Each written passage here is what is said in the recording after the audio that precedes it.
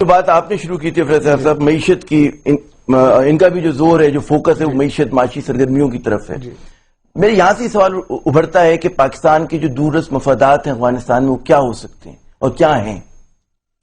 میرے خیال میں تو پاکستان کا جو انلائٹنڈ سیلف انٹرسٹ ہے یا نیشنل انٹرسٹ ہے وہ یہی ہوگا کہ وہاں ایک دوست حکومت ہو یا دوست ریاست ہو.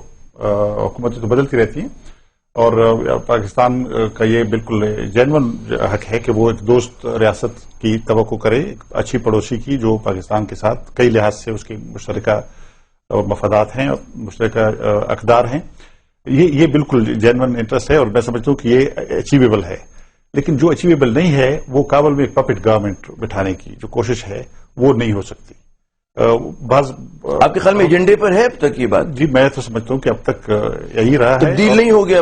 پاکستان نے بہت سبق سیکھ نہیں لیا؟ ہم لوگوں نے جو مشکلات برداشت کی ہیں اس پوری. دیکھیں جو میں عرض کرنا چاہتا ہوں یہ ہے کہ پوری یہ جو افغانستان میں طالبان کے نام پہ جو کچھ ہو رہا ہے میں سمجھتا ہوں اس کے سارے سرچشمے یہاں ہیں. میں افغانستان کو جانتا ہوں، وہاں لوگ بس ابھی آج کے افغانستان میں وہاں کرپشن ہے، وہاں پہ ڈرگ ہے، وہاں پہ ادارے کمزور ہیں، وار لارڈزم ہے وغیرہ وغیرہ. لیکن جو جنگ ہے افغان جنگ سے تنگ آ چکی. کوئی جنگ نہیں چاہتا افغانستان میں، کوئی جنگ نہیں چاہیے. یہ کہتا کہ وہ کڑے ہوئے ہیں نیشنل لبریشن وغیرہ. ساری لڑائی کا مرکز جو ہے وہ ہمارے سرحدی علاقے ہیں. جو ہمارے سرحدی علاقوں سے دور ہیں وہاں لڑائی نہیں ہے، نارتھ میں لڑائی نہیں ہے، ویسٹ میں لڑائی نہیں ہے. اگرچہ اب وہاں بھی لڑائی ہے. اور میں یہ ایک بات آپ کی بات کرنے سے پہلے ایک بات کرنا چاہتا ہوں. یہ جو نام نہاد نان اسٹیٹ پلیئرز ہیں، یہ ایسے نام نہاد نان اسٹیٹ پلیئرز ہیں کہ یہ اسٹیٹس کو لڑا سکتے ہیں اور اسٹیٹ کے لیے بڑی مشکلات پیدا کر سکتے ہیں. مثلا یہ جو ازبک ہیں یہاں پہ بیٹھے ہوئے ہیں، ہزاروں کی تعداد میں ازبک آئے ہیں. کس ویزے سے آئے ہیں؟ کون سا پاسپورٹ ہے ان کے پاس؟ ان کے پاس صرف بندوق کا پاسپورٹ ہے اور تو کوئی پاسپورٹ نہیں ہے. یہ آہستہ آہستہ افغانستان کے شمال میں جا کے لڑنا چاہتے ہیں. آپ یقین جانیے کہ اس کے بہت لمبے سوال یہ پیدا ہوتا ہے کہ پختون معاشرے میں ان کی پینیٹریشن کیسے ہوئی؟ ازبک، تاجک، عرب کہاں سے آئے؟ تو خیر میں پتا ہے کہاں سے ہیں. یہ بڑا امپورٹنٹ سوال ہے. اس فیبرک کا حصہ کیسے بن گیا سوسائٹی کا؟ یہ بڑا امپورٹنٹ سوال ہے. یہ وہ لوگ نہیں ہیں جو پہلے سے وہاں رہ گئے تھے اور انہوں نے شادیاں کی ہیں. یہ تورا بورا پر بمباری کے بعد ان کو ہماری طرف کی بعض عناصر نے کھلا راستہ دیا، سیف پیسز دیا. ہم نے ڈپلائمنٹ کی خیبر میں اور کرم میں. وزیرستان کو ہم نے کھلا چھوڑا اور وہ وزیرستان میں آ گئے.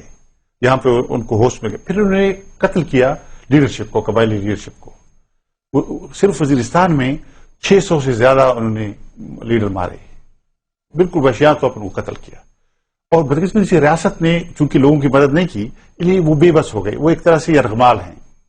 القاعدہ کے ہاتھوں میں ان کو نفرت ہے تشدد سے اور تشدد کرنے والوں سے. اگر ان کو موقع ملے گا تو اس نفرت کا اظہار بھی. وہاں کی جو لوکل قبائل ہیں، ہماری ایڈمنسٹریشن وہ اتنی بے بس ہے کہ کچھ نہیں کر سکتی ہے. جو باہر سے غیر ریاستی عناصر آئے ہیں ان پہ کیا ان کے پاس ایسی طاقت کی؟ ایڈمنسٹریشن تو کرنا نہیں چاہتی تھی نا. لوگ بیچارے تو اس لیے بے بس ہو گئے کہ جب ریاست ایک طرح سے اس نے تماشا دیکھنا شروع کیا اور تو وہ جو لوگ تھے ان کے پاس اسلحہ تھا، پیسہ تھا، ٹریننگ تھی، وہ زیادہ سپیریئر اسلحے کے ساتھ آئے تھے قبائلیوں کے پاس. چلیں افروز صاحب ہمارا آپ سے گفتگو سلسلہ جاری رہے گا. ناظرین جب ہم وقفے کے بعد آئیں گے ہم اکرام سہگل صاحب سے پوچھیں گے کہ جو اندیشے ہیں پاکستان کو اسمبلی کی حکمت عملی کے حوالے سے، خصوصاً اس بات سے کہ جو ہندوستان کے انفلوئنس بڑھتا جا رہا ہے افغانستان میں، اس پہ ذرا سی ہم بات کریں گے وقفے کے بعد. جناب پروگرام قوم کے سامنے کے ساتھ عامر ضیاء پھر حاضر ہے. ہماری بات ہو رہی ہے آج افغانستان کے حوالے سے، امریکی پالیسی کے حوالے سے، اور ہمارے ساتھ جو مہمان ہیں افروز صاحب خٹک صاحب موجود ہیں اور اکرام سہگل صاحب. اکرام صاحب، امریکہ نے پاکستان کو بہت فوجی امداد دی، مالی امداد دی، معاشی امداد دی. اس کے باوجود جو ہمارے لوگ ہیں بہت زیادہ اندیشوں میں مبتلا ہیں اور اس کی ایک بڑی وجہ افغانستان کے حوالے سے جو ہندوستان کا بڑھتا ہوا کردار ہے. کس نظر سے دیکھتے ہیں آپ؟ دیکھیے آئی تھنک یہ بات جو ہے نا انڈین انوالومنٹ دیر، یہ ڈیفینیٹلی ہمیں ایک بولتے نا ایک اسٹمبلنگ بلاک ہے ہمارے لیے. کیونکہ جب یہ ناردرن لائنس پاور میں آیا second time, because not is the first time in power, they came in second time power, اس وقت ان نے یہ کیا کہ جب تک ان دا مین ٹائم کرزائی صاحب کی گورنمنٹ آتی وغیرہ، یہ جو افغان انٹیلیجنس سروس ہے نا it was taken over completely by the Indian را. ٹھیک ہے جی. اینڈ ود دا ریزلٹ کہ انہوں نے کیا کیا کہ جی انہوں نے اپنی جتنی بھی تھی، in fact most of the training also بڑے افغانز لے گئے to India, they were trained. In fact ان کا جو ابھی جو تھوڑے دن پہلے امبیسڈر تھا وہ را کا خاص آدمی تھا وہاں پر. I am just forgetting his name. He was a را انڈیویجول.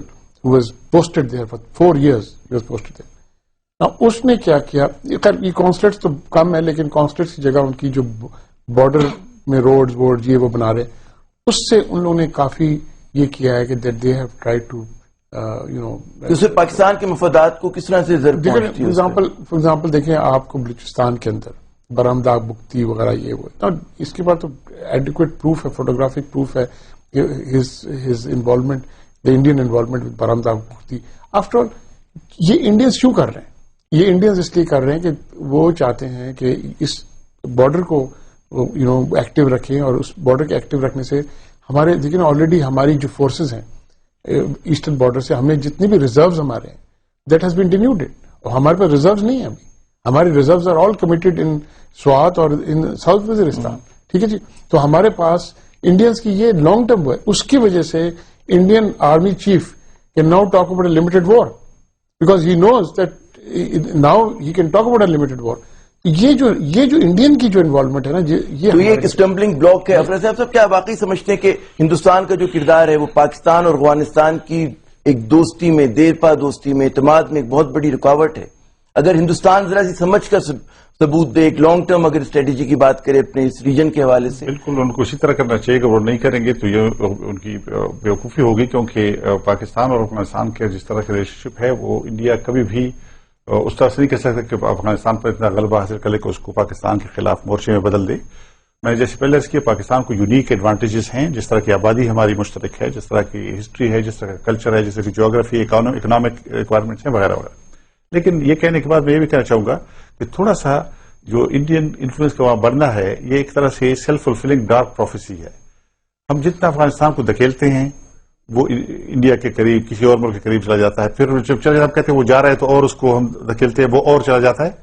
थोड़ा सा इस पर गौर करना चाहिए कि इंडिया के लिए स्पेस बनाने में वहां हमने कितना किरदार अदा किया. मसलन मेरा ख्याल है कि जो अफगान लीडरशिप है, प्रेसिडेंट हामिद करजाई, उनकी काबीना, ये सारे लोग यहाँ से रहे हैं, पेशावर में, क्वेटा में, और पाकिस्तान के अब भी उनके घर हैं, घर थे, बिजनेस थे, दुकानें थी, अभी भी हैं सबके. तो अब गुजारिश है कि वो बहुत कीन थे कि पाकिस्तान के साथ अच्छे ताल्लुकात बनाए, लेकिन थोड़ी सी वो मायूसी उनको ये हुई कि तालिबान यहाँ से जाते रहे, लड़ाई यहाँ से लड़ी जाती रही. थोड़ा सा उनके जहन में सवाल पैदा हुआ कि आखिर ये चाहते क्या है? हम तो भाई हैं, भाई रहना चाहते हैं, लेकिन ये तो भाईचारे के अलावा कोई और रिश्ता चाहते हैं, एक तरह से हमारे ऊपर गलबा करना चाहते हैं. मैं समझता हूँ कि अफगानिस्तान को ऐसा मुल्क होना चाहिए कि जिसमें पड़ोसी मुल्कों के सबके जो जेन्युइन इंटरेस्ट हैं, जो हो सकता है उसका मद्देनजर रखा जाए. और कोई एक मुल्क अगर कोशिश करेगा कि अफगानिस्तान पर मोनोपोली कर लेगा, तो मैं समझता हूँ कि वो गलत कोई ताकत नहीं कर सकती.